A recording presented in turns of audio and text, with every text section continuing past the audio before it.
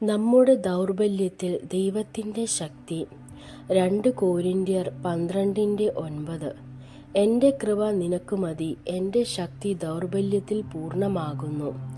ജീവിതത്തിൽ നമ്മൾ പലപ്പോഴും ക്ഷീണിതരാകുകയും തികഞ്ഞില്ലെന്ന് തോന്നുകയും ചെയ്യുന്നു. അത്തരം സമയങ്ങളിൽ നമ്മൾ പരാജിതരായി എന്ന് കരുതാം. എന്നാൽ ദൈവം നമ്മുടെ ദൗർബല്യത്തെ വേറിട്ട് കാണുന്നു. അവൻ നമ്മിൽ നിന്ന് പൂർണ്ണതയെ പ്രതീക്ഷിക്കുന്നില്ല. അവൻ നമ്മളെ അവനിൽ ആശ്രയിക്കണമെന്ന് മാത്രമേ ആഗ്രഹിക്കുന്നുള്ളൂ.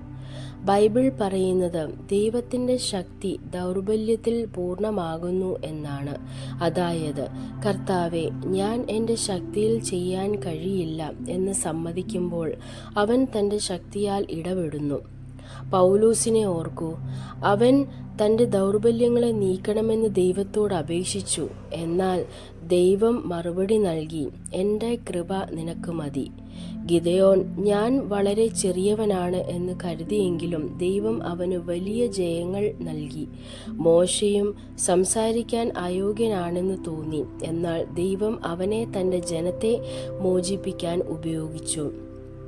സത്യം ഇതാണ്, നമ്മുടെ ദൗർബല്യം തന്നെയാണ് ദൈവത്തിൻ്റെ ശക്തി തെളിയാനുള്ള വേദി. നിങ്ങൾ ക്ഷീണിതരാകുമ്പോൾ വഴങ്ങിപ്പോകേണ്ടതില്ല. ദൈവത്തിൻ്റെ കൃപയിൽ ആശ്രയിക്കൂ. നിങ്ങളുടെ ശക്തിക്ക് കഴിയാത്തിടത്ത് അവൻ്റെ ശക്തി നിങ്ങളെ മുന്നോട്ട് കൊണ്ടുപോകും. ദൈവം നിങ്ങളെ അനുഗ്രഹിക്കട്ടെ.